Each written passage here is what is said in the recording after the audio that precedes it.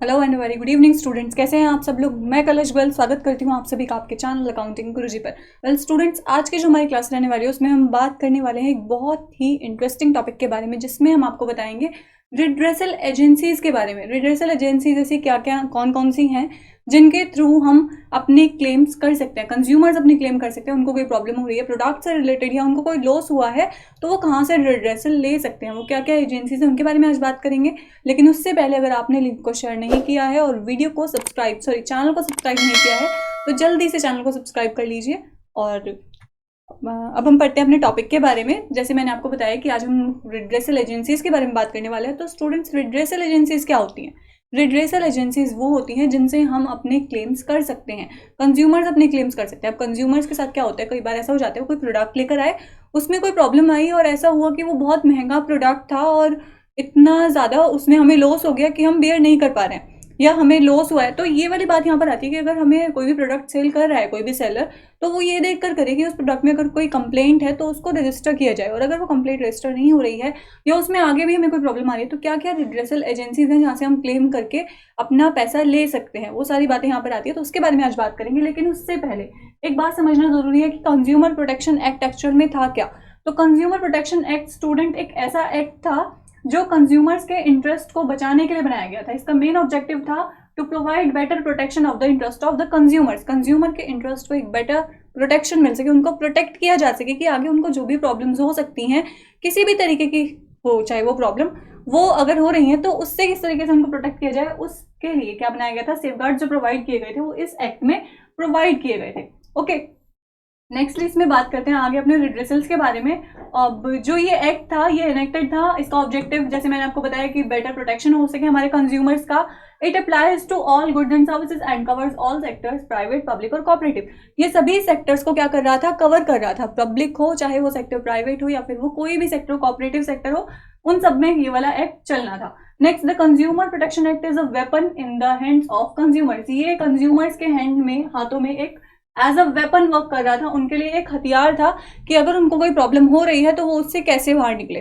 Right, next बात आती है तो इसके रिड्रेसल की बात आ रही है। तो इसमें आप रिड्रेसल क्लेम कैसे कर सकते हैं। रिड्रेसल के लिए तीन इसमें आ रहे हैं हमारे, तीन एजेंसीज ऐसी हैं जहां पे हम रिड्रेसल क्लेम कर सकते हैं। फर्स्ट एजेंसी है हमारी district consumer disputes redressal form यानी DCDRF। नेक्स्ट आती है state consumer disputes redressal commission SCDRC and the third one is national consumer disputes redressal form. ये हमारी फॉर्म है, ये तीन फॉर्म्स हैं हमारी, तीन एजेंसीज हैं जहां से हम रिड्रेसल क्लेम कर सकते हैं। सबसे पहली एजेंसी के बारे में बात करते हैं। सबसे पहली एजेंसी हमारी कौन सी है students, district consumer disputes redressal form, यानी ये डिस्ट्रिक्ट वाली फॉर्म है। ये ऐसी फॉर्म है जिसमें कंसिस्ट होता है एक प्रेसिडेंट और 2 अदर मेंबर्स। इसमें एक प्रेसिडेंट होगा और 2 अदर मेंबर्स होंगे। ये अदर मेंबर्स कैसे हो सकते हैं, the president can be a retired और वर्किंग जज ऑफ डिस्ट्रिक्ट कोर्ट। जो प्रेसिडेंट होगा वो रिटायर्ड, वो हो सकता है रिटायर्ड या वर्किंग जज हो सकता है डिस्ट्रिक्ट कोर्ट का। Right, they are appointed by the state government. ये जो मेंबर्स होंगे ये किसके थ्रू अपॉइंट किए जाएंगे, स्टेट गवर्नमेंट के थ्रू अपॉइंट किए जाएंगे। जो हमारा डिस्ट्रिक्ट फॉर्म होती है ये, इसमें हम क्लेम कर सकते हैं the value of the claim is up to ₹20 lakh, यानी सिर्फ 20 लाख तक के हमारे कोई ऐसे प्रोडक्ट हैं, अगर हमें 20 लाख तक का लॉस हुआ है तो उससे कम तक के लॉस के लिए हम कहाँ जा सकते हैं, डिस्ट्रिक्ट फॉर्म के पास जा सकते हैं। यानी यहाँ से हमारे 20 लाख से कम या 20 लाख तक के जो भी हमारे लॉसेज हैं वो यहाँ से हमें मिल सकते हैं। ये हम यहाँ पर एजेंसीज में जाकर क्लेम कर सकते हैं। यानी कहने का मतलब ये आ रहा है कि 20 लाख या उससे भी ज्यादा कम की कोई अमाउंट अगर हमारी लॉस की है तो उसके लिए क्लेम हम कहाँ करेंगे, यहाँ पर करेंगे, डिस्ट्रिक्ट फॉर्म में करेंगे। नेक्स्ट हमारी सेकंड फॉर्म जो आती है वो आती है state consumer disputes redressal commission, यानी ये आती है स्टेट कमीशन। इसमें क्या होता है, ये हमारी एज अ स्टेट बिलोंग करती है। इसमें हमारी जो अमाउंट रहती है वो 20 लाख से ज्यादा हो सकती है। If the value of the claim is exceeds ₹20 lakh but not other than 1 crore. कहने का मतलब यहाँ पर यह आ रहा है कि 20 लाख से ज्यादा की अमाउंट हो सकती है और 1 करोड़ से कम की, 20 लाख से 1 करोड़ के बीच की अगर आपकी अमाउंट है उसमें आपको कोई लॉस हुआ है तो आप कहाँ जाकर उस लॉस को करेंगे, वो आप जाएंगे स्टेट कमीशन के पास। तो ये स्टेट कमीशन हमारी है। इसमें भी it consist of a president, इसमें भी एक प्रेसिडेंट होता है और कौन होते हैं, 2 अदर मेंबर्स होते हैं, यानी यहाँ पर भी एक हमारा जो है प्रेसिडेंट है एंड दो मेंबर्स इसमें एक्स्ट्रा एडेड है। ये मेंबर्स भी स्टेट गवर्नमेंट के थ्रू ही हमारे अपॉइंटेड होंगे। नेक्स्टली अगर बात की जाए तो ये रिटायर्ड और वर्किंग जज हो सकते हैं डिस्ट्रिक्ट कोर्ट के, सॉरी हाई कोर्ट के, वहां पर बात आई थी डिस्ट्रिक्ट कोर्ट के, और ये जो है ये आ सकते हैं हाई कोर्ट के हमारे रिटायर्ड जज हो सकते हैं। इसमें जो हम कंप्लेंट फाइल करते हैं, जैसे कि मैंने आपको भी बताया कि 20 लाख से ज़्यादा की होगी और 1 करोड़ तक की हम इसमें कंप्लेंट फाइल कर सकते हैं। तो ये कंप्लेंट क्यों हो रही है स्टूडेंट्स? अब आप देखिए, ऐसा होता है कि हम कोई प्रोडक्ट लेने के लिए जाते हैं, उस प्रोडक्ट की हम सही तरीके से जांच पड़ताल नहीं कर पाते, हम उसको सही तरीके से एनालिसिस नहीं कर पाते, तो कई बार ऐसा होता है कि वो प्रोडक्ट खराब हो जाता है और उससे हमें इतना लॉस होता है कि हम उसको बियर नहीं कर पाते हैं, या हमें किसी भी तरीके का अदर कोई लॉस हो रहा है, कहीं से भी हो रहा है, तो वो क्यों हो रहा है, राइट? अब अगर लॉस हो रहा है तो उसके बाद हमें कंप्लेंट तो करनी होगी ना। वो कंप्लेंट हम क्या करेंगे? उस कंप्लेंट के लिए हमें 3 लाइफलाइंस मिल रहे हैं, यानी हमारे पास 3 फॉर्म्स हैं, first district, second state and third the national. District में मैंने आपको बताया कि 20 लाख तक का कोई आपको लॉस होता है तो आप वहां पर जा सकते हैं। सेकंड, आपकी 20 लाख से लेकर 1 करोड़ तक का अगर आपको लॉस हो रहा है तो कहाँ आप क्लेम करेंगे? आप क्लेम करेंगे स्टेट कमीशन के पास, यानी SCDRC के पास आप यहाँ क्या कर सकते हैं? क्लेम कर सकते हैं within 1 crore and up to exceeds 20 lakhs। Next हमारी आती है national consumer disputes redressal commission, यानी नेशनल कमीशन यहाँ पर आ रही है।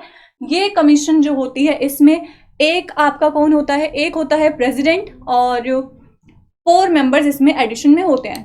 फर्स्ट वाली में मैंने आपको बताया था 1 आपका प्रेसिडेंट होगा और 2 मेंबर्स एक्स्ट्रा एडेड होंगे, लेकिन जो थर्ड वन है इसमें मैंने आपको बताया कि एक आपका प्रेसिडेंट होगा और 4 मेंबर्स इसमें एक्स्ट्रा एडेड होते हैं। Home shall be a women, उसमें एक वुमेन हो सकती है, यानी ये जो 4 मेंबर्स एक्स्ट्रा एडेड है उनमें से एक मेंबर वुमेन हो सकती है।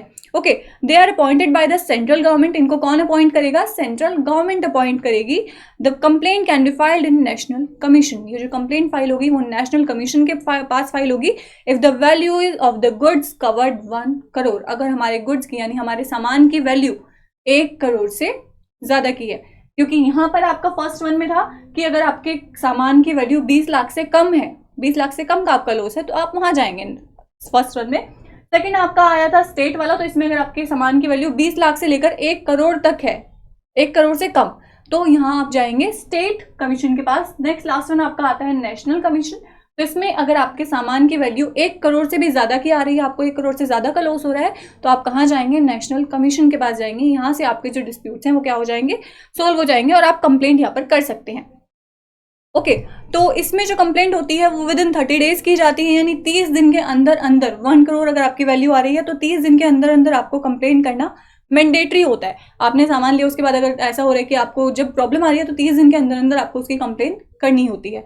तो इन पॉइंट्स में आज हमने स्टूडेंट्स पढ़ा है कि रिड्रेसल एजेंसीज कौन कौन सी हैं, कहाँ कहाँ से हम अपने कंप्लेंट्स कर सकते हैं। तो 3 रिड्रेसल एजेंसीज के बारे में मैंने आपको बताया है।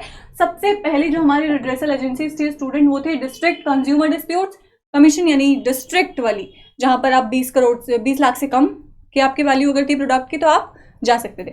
नेक्स्ट वन आपकी आई स्टेट कमीशन, तो उसमें अगर आपके प्रोडक्ट की वैल्यू 20 लाख से ज्यादा और 1 करोड़ से कम है तो आप यहाँ जा सकते हैं। And the last one is national commission, जिसमें क्या आ रहा है कि अगर आपके प्रोडक्ट की वैल्यू 1 करोड़ से भी ज्यादा है तो आप यहाँ पर क्लेम कर सकते हैं। इन पॉइंट्स में अगर आपको कोई क्वेरी है या कुछ भी आपको ऐसा लगता है कि आपको समझ में नहीं आ रहा है तो आप मुझे कमेंट बॉक्स में कमेंट करके बता सकते हैं। वेल, आगे भी आप ये वीडियो अगर देख रहे हैं तो अगर आपको कोई कमेंट प्रॉब्लम आती है तो आप मुझे कमेंट कर सकते हैं। तब तक फिर मिलते हैं आपसे आपके एक नए टॉपिक के साथ, जिसमें आपको एक बहुत ही इंटरेस्टिंग क्वेश्चन के बारे में बताया जाएगा। तब तक के लिए शुक्रिया।